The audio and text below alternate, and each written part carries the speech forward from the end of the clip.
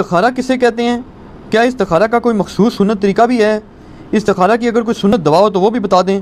آج کل پیروں فقیروں نے جو آن لائن استخارہ کا سلسلہ شروع کیا ہوا ہے یا ٹیلی فون پر، اس کی کیا شرعی حیثیت ہے؟ اس کی شرعی حیثیت یہ ہے کہ یہ آن لائن ہے اور ان کی لائنیں کٹی ہوئی ہیں اللہ سے۔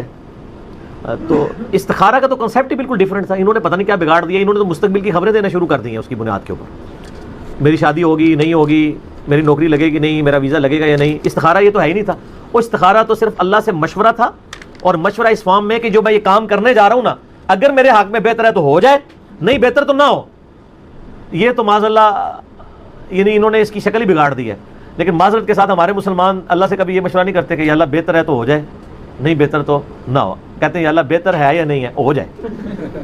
تو یہ تو استخارہ نہیں ہے، استخارے کی بنیاد ہی انہوں نے جاڑی اکھاڑ کے رکھ دی ہے۔ پیچھے سے مجھے مشکات المصابیح کی پہلی جلد ہے، وہ اوپر 2 جلدیں رکھی ہیں، ان میں سے پہلی والی جلد دے دیں، میں ان کو استخارے والی دعا بھی صحیح بخاری میں جو آئی ہے نا وہ بتا دوں۔ یعنی انہوں نے استخارے کا حلیہ بگاڑ گیا، تو مستقبل کی خبریں پتہ کروا رہے ہوتے ہیں، وہ استخارہ تو کہیں بھی موجود نہیں، استخارہ بالکل ڈیفرنٹ چیز تھا۔ صحیح بخاری میں حدیث ہے، جابر بن عبداللہ رضی اللہ تعالیٰ عنہ باقی صحاب کہتے ہیں کہ اللہ کے محبوب صلی اللہ علیہ وآلہ وسلم ہمیں دعائے استخارہ اس طرح تعلیم کیا کرتے تھے جس طرح قرآن کی آیات، آپ ادا لگا لیں، اور ہمیں ہر اپنے دنیاوی معاملے میں مشورے کی طرف آپ علیہ السلام استخارے کی ترغیب دلایا کرتے تھے۔ اچھا آپ یہ دیکھیں کہ اس کا تعلق دنیا کی چیزوں کے ساتھ، میں دعا بھی آپ کو پڑھ کے بتا دوں گا، دین کے ساتھ نہیں ہے۔ کوئی شخص یہ نہیں استخارہ کر سکتا کہ میں استخارہ کروں کہ سنی ٹھیک ہے یا شیعہ۔ دین کے اوپر آپ کو علمی دلائل دیکھنے ہوں گے۔ بعض لوگ اس طرح کے استخارے بھی کر رہے ہوتے ہیں، اور ماشاءاللہ بریلوی استخارہ کرتے ہیں تو دیوبندی غلط نکلتے ہیں، دیوبندی استخارہ کرتے ہیں بریلوی غلط نکلتے ہیں، کیونکہ استخارہ وہ ہو نہیں رہا ہوتا، وہ ان کا اپنا ایک آپ سمجھ لیں خود ساختہ قسم کا استخارہ ہوتا ہے، اس کا قرآن و سنت سے کوئی تعلق نہیں۔ پہلی بات کلیئر کر لیں، استخارے کا تعلق صرف دنیاوی معاملات کے ساتھ ہے، دنیاوی لین دین، دنیاوی کوئی شخص یعنی کاروبار شروع کرنا چاہتا ہے، کوئی اگرچہ یہ بھی الٹیمیٹلی دین میں آتا ہے لیکن دنیاوی معاملات کی بات ہو رہی ہے، عقائد کی نہیں، شادی کہیں کرنا چاہتا ہے، کوئی کسی کے ساتھ معاملہ کرنا چاہتا ہے، یہ والا دینی معاملات کو قرآن و سنت سے اخذ کیا جائے گا، اس میں استخارے کے اوپر لائی نہیں آپ کریں گے۔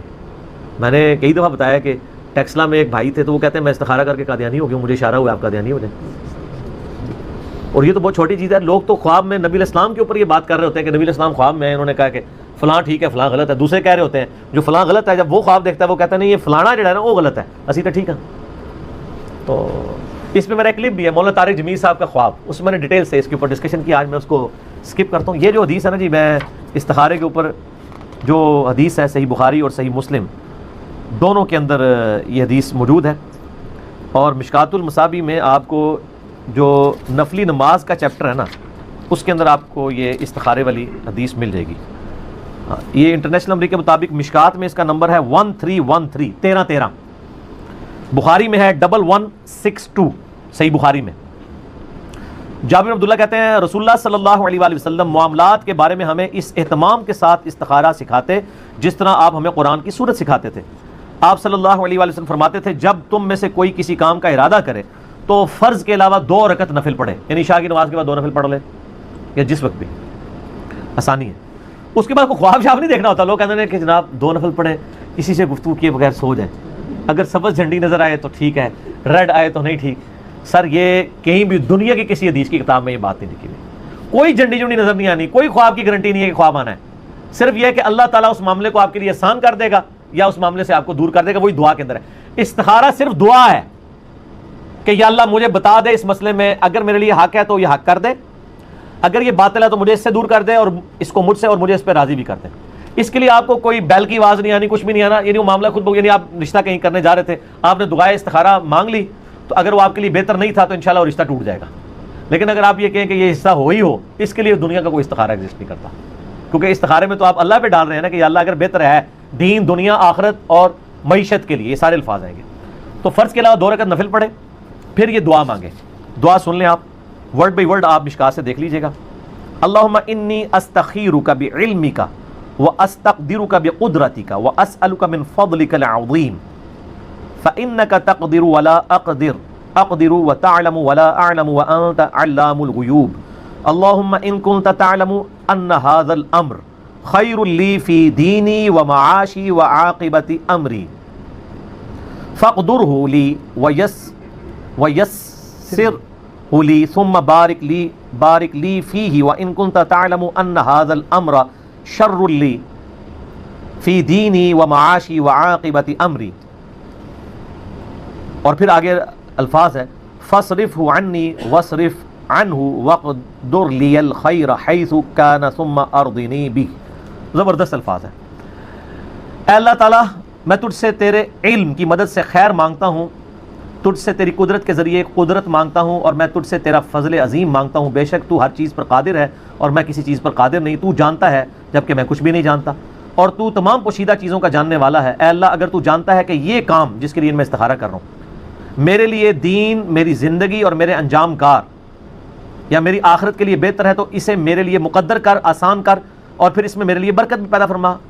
اور اگر تیرے علم میں یہ کام میرے لیے میرے دین, میری زندگی اور میرے انجام کار یا میری آخرت کے لحاظ سے برا ہے تو اسے مجھ سے دور کر دے اور مجھے اس سے دور کر دے, اور میرے لیے خیر و بھلائی مقدر فرما, وہ جہاں کہیں بھی ہو, پھر مجھے اس کے ساتھ راضی کر دے.